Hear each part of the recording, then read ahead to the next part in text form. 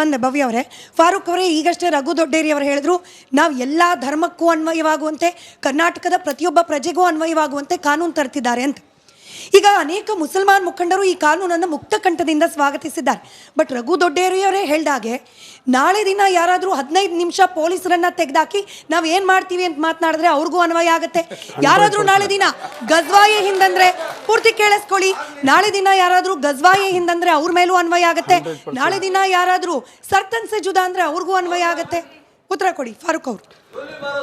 ಕಾನೂನು ಯಾವತ್ತು ಎಲ್ಲಾರ್ಗೂ ಒಂದೇ. ಯಾಕಂದ್ರೆ ಇಲ್ಲಿ ಜಾತಿ ಧರ್ಮ ಭೇದ ಭಾವ, ದಯವಿಟ್ಟು ಜಾತಿ ಭೇದ ಭಾವ ಧರ್ಮ ಅಂತ ಯಾವುದು ಬರಲ್ಲ. ಯಾಕಂದ್ರೆ ಕಾನೂನು ಮಾಡೋದೇ ಎಲ್ಲಾರ್ಗೋಸ್ಕರ, ಎಲ್ಲಾರ ಸೇಫ್ಟಿಗೋಸ್ಕರ ಮಾಡೋದು. ನಾನು ಸಿಂಪಲ್ ಆಗಿ ಒಂದೇ ಒಂದು ಮಾತು ಹೇಳ್ತಾ ಇದ್ದೀನಿ ಮೇಡಮ್. ನಾವೆಲ್ಲರೂ ಒಪ್ಪಂದದಿಂದ ಒಪ್ಕೊಂಡಾದ್ಮೇಲೆ BJP ಅವ್ರಿಗೆ ಮತ್ತೆ ಹಿಂದೂ ಮುಖಂಡರಿಗೆ ಮಾತ್ರ ಯಾಕೆ ಈ ಮುಳ್ಳು ಚುಚ್ಚುತ್ತಾ ಇದೆ? ಒಂದ್ ಸಿಂಪಲ್, ಒಂದ್ ನಿಮಿಷ ಸ್ವಾಮಿ, ನಿಮಗೆ ಮೈಕ್ ಕೊಟ್ಟಾಗ ನೀವು ಮಾತಾಡಿ. ನಾನು ಹೇಳೋದು, ಪ್ರತಿಯೊಬ್ರು ಸ್ವಾಗತ ಮಾಡುವಾಗ ಈ ಹಿಂದೂ ಮುಖಂಡರಿಗೆ ಮತ್ತೆ BJP ಅವ್ರಿಗೆ ಮಾತ್ರ ಯಾಕೆ ಮುಳ್ಚುಸ್ತಾ ಇದೆ? ಸಿಂಪಲ್ ಮಾತು. ಯಾಕಂದ್ರೆ ನಾನು ಹೇಳ್ತಾ ಇರೋದು, ವೇಷ ಭಾಷಣಗಳು ಕೊಡ್ತಾ ಇರೋದು ಯಾರು? ಹಿಂದೂ ಮುಖಂಡರು ಅಂತ ಓಡಾಡ್ತಾ ಇರೋರು. ನಾನು ಹೇಳ್ತೀನಿ, ಹಿಂದೂ ಅಂದ್ರೆ ಅರ್ಥನೇ ಗೊತ್ತಿಲ್ಲ ಅಂತವ್ರು ಹಿಂದೂ ಮುಖಂಡರು. ಇವತ್ತು ನಿಮಗೆ ಗೊತ್ತಾ, ಹಿಂದೂ ಮುಖಂಡರ ಹೆಸರಲ್ಲಿ ದಬ್ಬಾಳಿಕೆಗಳನ್ನ ಮಾಡ್ತಾ ಇದ್ದಾರೆ. ಹಿಂದೂ ಮುಖಂಡರ ಹೆಸರಲ್ಲಿ ಹಣ ಮಾಡ್ತಾ ಇದ್ದಾರೆ. ಏನಂತ?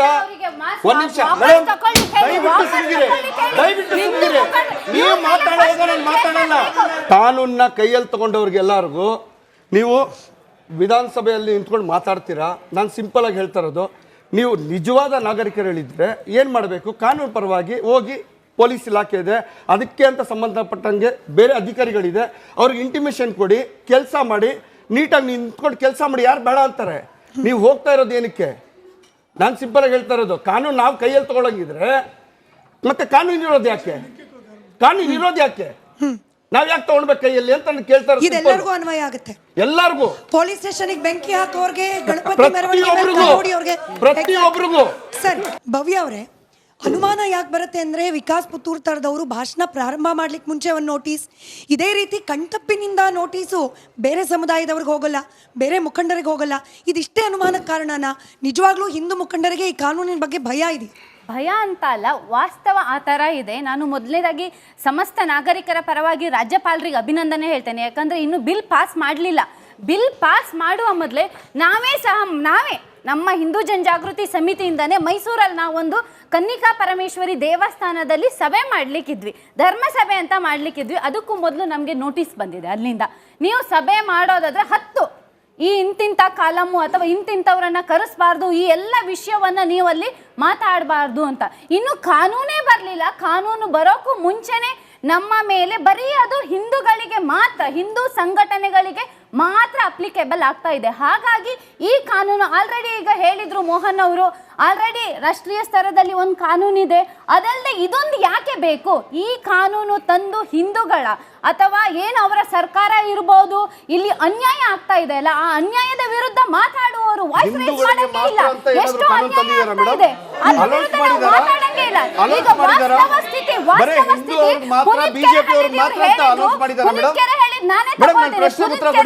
ಅಕ್ರಮ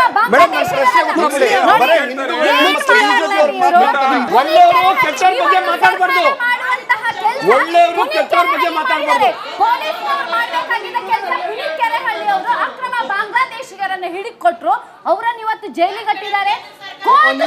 ಹಾಕಿದೆ ಇವರಿಗೆ.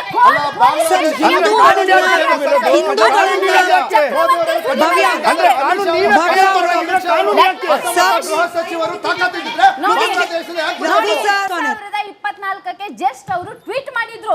ಈ ಟ್ವೀಟ್, ಈ ಫೇಸ್ಬುಕ್ ಇಂದ ಬರೀ ಹಿಂದೂಗಳಿಗೆ ಮಾತ್ರ, ಹಿಂದೂ ಸಂಘಟನೆ ಲೀಡರ್ಗೆ ಮಾತ್ರ ಏನು ಅಪ್ಲಿಕೇಬಲ್ ಆಗತ್ತೆ ಅನ್ನಲಿಕ್ಕೆ ಒಂದು ಟ್ವೀಟ್ ಮಾಡಿದ್ರು. ಅವ್ರು ಜಸ್ಟ್ ಇದೇ ಮಾಡಿದ್ದು. ಏನಂತ ಹೇಳಿದ್ರೆ, ಪರೀಕ್ಷೆ ಬೇರೆ ಎಲ್ಲಾ ದಿವಸ ಬೆಳಿಗ್ಗೆ ಇರತ್ತೆ, ಇವು ಶುಕ್ರವಾರ ಮಾತ್ರ ಯಾಕೆ ಸಂಜೆ ಅಂತ ಜಸ್ಟ್ ಪ್ರಶ್ನೆ ಮಾಡಿದ್ದಕ್ಕೆ ಅವ್ರ ಮೇಲೆ ಕೇಸ್ ಹಾಕಿದ್ದಾರೆ. ಯಾವ ತರ ಇದು? ಹಾಗಾಗಿ ಈ ಕಾನೂನು ಇದೆ ಅಲ್ಲ, ಬರೀ ಹಿಂದೂಗಳ ತೇಜೋವಧೆ ಮಾಡ್ಲಿಕ್ಕೋಸ್ಕರ ಹಿಂದೂಗಳು ಯಾವುದೇ ರೀತಿಯ ಕಾರ್ಯಕ್ರಮ ಮಾಡಬಾರ್ದು ಅಷ್ಟೇ ಅಲ್ಲದೆ, ಈಗ ನಾವು ನೋಡಿದ್ದೇವೆ ಸೆಕ್ಯುಲರಿಸಮ್ ಹೆಸರಿನಲ್ಲಿ ರಘು ದೊಡ್ಡೇರಿ ಅವರೇ, ಕಲಾಪ ನಡೆಯೋ ಸಂದರ್ಭದಲ್ಲಿ ಬಿಜೆಪಿಯ ಮುಖಂಡರಿಗೆ ಕೊಟ್ಟ ನೋಟಿಸ್ ವಿಚಾರವನ್ನ MLC ರವಿಕುಮಾರ್ ಅವರು ಪ್ರಸ್ತಾಪ ಮಾಡಿದಾಗ ಸರ್ಕಾರದ ಕಡೆಯಿಂದ ಬರೋ ಉತ್ತರ ಕಣ್ತಪ್ಪಿನಿಂದ ಜಾರಿಯಾಗದ ಕಾನೂನನ್ನ ನೋಟಿಸ್ ಆಗಿ ಪರಿವರ್ತನೆ ಮಾಡಿಬಿಟ್ಟಿದ್ದಾರೆ. ಇದು ಕಣ್ತಪ್ಪಿನಿಂದ. ಈ ಕಣ್ತಪ್ಪು ಕೇವಲ ಬಿಜೆಪಿ ಆಗಿ ಹಿಂದೂ ಮುಖಂಡರ ವಿಚಾರಕ್ಕೆ ಮಾತ್ರ ಯಾಕಾಗುತ್ತೆ ಅಂತ. ಅಲ್ಲ ಸ್ಮಿತಾ, ನಾನು ನಿಮಗೆ ಪ್ರಶ್ನೆ ಕೇಳ್ತೀನಿ, ಮತ್ತು ಬಿಜೆಪಿ ನಾಯಕರಿಗೆ ಇಲ್ಲಿ ಇರ್ತಕ್ಕಂಥ ಎಲ್ಲರಿಗೂ ಪ್ರಶ್ನೆ ಕೇಳ್ತೀನಿ. ಯಾರಾದರೂ ನಾನು ಹಿಂದೂಗಳ್ದು ಏನಾದ್ರು ಈ ಥರ ಕಂಪ್ಲೇಂಟ್ಸ್ ಇದ್ರೆ ತೋರಿಸಿ, ಯಾವುದಿದ್ದಾವೆ ಈ ರೀತಿಯಾದ ದ್ವೇಷ ಭಾಷೆಗಳು ನಡೆದಿರ್ತಕ್ಕಂಥದ್ದು. ಒಂದು ಸ್ಟ್ಯಾಟಿಸ್ಟಿಕ್ಸ್ ಅನ್ನು ಕೊಡ್ತೇನೆ. ಒಂದು ನಿಮಿಷ ಪ್ಲೀಸ್, ಒಂದು ಸ್ಟ್ಯಾಟಿಸ್ಟಿಕ್ಸ್ ಅನ್ನ ಕೇಳ್ತೇನೆ. ಮಹಮ್ಮದ್ ಅಯಾಸ್ ಅನ್ನೋರು ಒಂದು ನಿಮಿಷ ಕೇಳಿಸ್ಕೊಳ್ಳಿ. ನೋಡಿ, ನಾವು ಕಾನೂನನ್ನು ತಂದಿರ್ತಕ್ಕಂಥದ್ದು 7 ಕೋಟಿ ಕನ್ನಡಿಗರಿಗೆ ಅಪ್ಲೈ ಆಗ್ತದೆ ಹೊರತು ಯಾರೋ ಒಂದು ಇಂಡಿವಿಜುವಲ್ ವ್ಯಕ್ತಿಗೆ ಅಪ್ಲೈ ಆಗೋದಿಲ್ಲ. ಯಾರು ಕಾನೂನನ್ನು ಕೈ ಎತ್ಕೊಳ್ತಾರೆ, ಶಾಂತಿ ಭಂಗವನ್ನು ಮಾಡ್ತಾರೆ, ಅವರನ್ನ ನಿರ್ದಾಕ್ಷಿಣ್ಯ ಕ್ರಮ ತೆಗೆದುಕೊಳ್ತೇವೆ. ಪ್ಲೀಸ್ ವೈಟ್, ಆಮೇಲೆ ಮಾತಾಡಿ. ನೀವು ನಿಮ್ಮ ಸಮಯದಲ್ಲಿ ಮಾತಾಡಿಲ್ಲ. ಓಕೆ, ನಾವು ಯಾಕೆ ಒಂದು ಎಕ್ಸಾಂಪಲ್ ಕೊಡ್ತೇನೆ. ಮಹಮ್ಮದ್ ಅಯಾಜ್ ಅನ್ನೋರ್ನ, ಅಕ್ಬರ್ ಸೈಯದ್ ಅಲಿ ಅನ್ನೋರ್ನ, ಅಲ್ತಾಫ್ ಅನ್ನೋರ್ನ ಮಂಗಳೂರಿನಲ್ಲಿ. ಅಂದರೆ ನಾವು ಏನಕ್ಕೆ ಎಕ್ಸಾಂಪಲ್ ಕೊಡ್ತಿದ್ದೀನಿ ಅಂತಂದರೆ, ನಾವು ಯಾವುದೇ ಧರ್ಮ, ಭಾಷೆ, ಜಾತಿ, ಜಿಲ್ಲಾ, ಪ್ರದೇಶವಾರು ನೋಡಿ ನಾವು ಆಕ್ಷನ್ ಅಥವಾ ಕಾನೂನು ಮಾಡೋದಿಲ್ಲ. ಯಾರು ತಪ್ಪು ಮಾಡ್ತಾರೆ ಅವರ ನಿರ್ದಾಕ್ಷಿಣ್ಯವಾದ ಕ್ರಮ ತೆಗೆದುಕೊಳ್ತೇವೆ. ಅದಕ್ಕೆ ಎಕ್ಸಾಂಪಲ್ ಈ 3 ಇದನ್ನೇ. ನೀವು ಆವಾಗಲೂ ಮಾತಾಡ್ತಾರೆ, ಹೇಳ್ತಾ ಇರ್ತಾರೆ ಬಿಜೆಪಿ ಅವರು, ಕೇವಲ ಒಂದು ಧರ್ಮದ ಒಂದು ಇದನ್ನು ಓಲೈಕೆ ಮಾಡ್ತಾರೆ ಅಂತೇಳಿ. ಆ ರೀತಿ ಅಲ್ಲ. ಕಾನೂನು ತಂದಿರ್ತಕ್ಕಂಥದ್ದೇನೆ 7 ಕೋಟಿ ಕನ್ನಡಿಗರ ಆಗಾಗೆ ಯಾರು ಕನ್ನಡಿಗರ ಕರ್ನಾಟಕವನ್ನು ಶಾಂತಿ ಬೀಡನ್ನು ಹಾಳು ಮಾಡ್ತಾರೆ ಅವರನ್ನು ನಿರ್ದಾಕ್ಷಿಣ್ಯ ಕ್ರಮ ತೆಗೆದುಕೊಳ್ತೇವೆ. ಇನ್ನೊಂದೇ ಲಾಸ್ಟ್ ಪಾಯಿಂಟ್. ನಾನು ನಿಮ್ಗೆ ಯಾಕೆ ಬಿಜೆಪಿ ಅವ್ರಿಗೆ ಜಾಸ್ತಿ ಪ್ರಶ್ನೆಗಳು ಮತ್ತು ಬಿಜೆಪಿ ಅವ್ರು ಯಾಕೆ ಇದು ಉರ್ಕೊಳ್ತಾರೆ ಅಂದರೆ, ಬಿಜೆಪಿಯ ಮನಸ್ಥಿತಿ ಇರ್ತಕ್ಕಂಥ ಸರಿಸುಮಾರು 200 ಕೇಸ್ಗಳಾಗಿದೆ. ಆ 200 ಕೇಸು ಮೆಜಾರಿಟಿ ದ್ವೇಷ ಭಾಷೆ ಬರೀ ಬಿಜೆಪಿ ನಾಯಕರುಗಳದೇ ಆಗಿದೆ. ಯಾಕೆ ಹಾಕ್ತವ್ರು ಯಾರು? ಅವ್ರು ಸರ್ ಪೊಲೀಸ್ನವರು, ನಾನಲ್ಲ. ಪೊಲೀಸ್ನವರು ಕಾನೂನು ಬಂದ ಮೇಲೆ ಕಾನೂನನ್ನು ಕಾಪಾಡ್ತಕ್ಕಂಥ ಜವಾಬ್ದಾರಿ ಪೊಲೀಸ್ನವ್ರದಿದೆ. ಪೊಲೀಸ್ನವ್ರು ಯಾರು ನನ್ನ ಮಾತು ಕೇಳಾಕೋದಿಲ್ಲ. ಯಾರು ಈ ರಾಜ್ಯದ ಶಾಂತಿ ಭಂಗವನ್ನು ಮಾಡ್ತಾರೆ, ಜನರಿಗೆ ನೆಮ್ಮದಿಯನ್ನು ಹಾಳು ಮಾಡ್ತಾರೆ, ಅವ್ರಿಗೆ ನಿರ್ದಾಕ್ಷಿಣ್ಯ ಕ್ರಮವನ್ನು ತೆಗೆದುಕೊಳ್ತೇವೆ. ಅದೇ ಕಾರಣದಲ್ಲಿ ಯಾಕೆ 200 ಅಂತಂದ್ರೆ, ಅವರ ಮೂಲ ಉದ್ದೇಶ ಯಾವಾಗ ಬಿಜೆಪಿ ವಿರೋಧ ಪಕ್ಷದಲ್ಲಿ ಇರ್ತದೆ, ಅವರು ಇಲ್ಲಿವರೆಗೂ ಕರ್ನಾಟಕದಲ್ಲಿ ಒಂದ್ಸರಿನ ಗೆದ್ದಿಲ್ಲ ಮೆಜಾರಿಟಿನಲ್ಲಿ. ಅವರು ಮತ್ತೆ ಪದೇ ಅದೇ ರೀತಿಯಾದಂಥ ಒಂದು ಪ್ರಾಪಗಂಡವನ್ನು ಮಾಡಿ, ಹೇಗಾದ್ರೂ ಮಾಡಿ ಡಿವಿಸಿವ್ ಪಾಲಿಟಿಕ್ಸ್ ಮಾಡಿ ಬರಬೇಕು ಅಂತ ಒಂದು ಪ್ರಯತ್ನ ಮಾಡ್ತಾ ಇದ್ದಾರೆ. ಅದು ಕರ್ನಾಟಕ ಜನತೆ ಪ್ರಬುದ್ಧರಿದ್ದಾರೆ. ಅವರನ್ನು ಮತ್ತೊಮ್ಮೆ ಇಡೀ ರಾಜ್ಯದ ಕರ್ನಾಟಕದಲ್ಲಿ ಮತ್ತೊಮ್ಮೆ ಗೆಲ್ಲೋದಿಲ್ಲ. ಮೋಹನ್ ವಿಶ್ವ ಅವರೇ, ಮತಗಳ ಕ್ರೋಢೀಕರಣ ಒಂದೇ ನಿಮ್ಮ ಉದ್ದೇಶ. ಹಿಂದೂ ವೋಟ್ ಕನ್ಸಾಲಿಡೇಷನ್ಗೋಸ್ಕರನೇ ಈ ವಿಚಾರಕ್ಕೂ ಕೂಡ, ಅಂದ್ರೆ ದ್ವೇಷ ಭಾಷಣ ವಿಚಾರಕ್ಕೂ ಕೂಡ ಅಬ್ಜೆಕ್ಷನ್ ಆರೋಪ ಅಲ್ಲ. ಏನ್ ಹೇಳ್ತಾರೆ ಅಂತ ಹೇಳಿದ್ರೆ, ಈಗ ನನಗೆ ಅರ್ಥ ಆಗ್ತಾ ಇಲ್ಲ.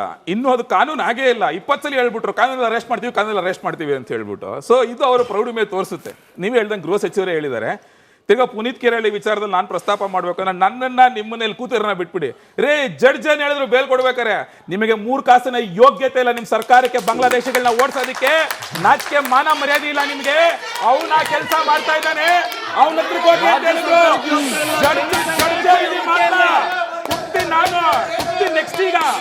ನೆಕ್ಸ್ಟ್ ಕೇಳಿಸ್ಕೊಳ್ಳಿ, ಏನ್ ಹೇಳಿದ್ರು, ಎಲ್ಲಾರ್ಗೂ ಅಪ್ಲೈ ಆಗುತ್ತೆ ಈ ಕಾನೂನು, ಎಲ್ಲಾರ್ಗೂ ಅಪ್ಲೈ ಆಗುತ್ತೆ ಈ ಕಾನೂನು, ಎಲ್ಲಾರ್ಗೂ ಅಪ್ಲೈ ಆಗ್ಬಿಡುತ್ತೆ, ಎಲ್ಲಾರ್ಗೂ ಆಗ್ಬಿಡುತ್ತೆ, ಯಾರನ್ನು ಬಿಡಲ್ಲ ಅಂತಂದ್ರು. ಶ್ರೀರಾಮಚಂದ್ರನ ಕುಡ್ಕ ಅಂತ ಒಬ್ಬ ಅವಿವೇಕಿನ ಪಕ್ಕದಲ್ಲಿ ಕೂತ್ಕೊಂಡು ಹೆಗಲ್ ಮೇಲೆ ಕೈ ಹಾಕೊಂಡು ಸನ್ಮಾನ ಮಾಡ್ತಾರೆ ಮುಖ್ಯಮಂತ್ರಿ ಸಿದ್ದರಾಮಯ್ಯ. ಅವ್ರಿಗೆ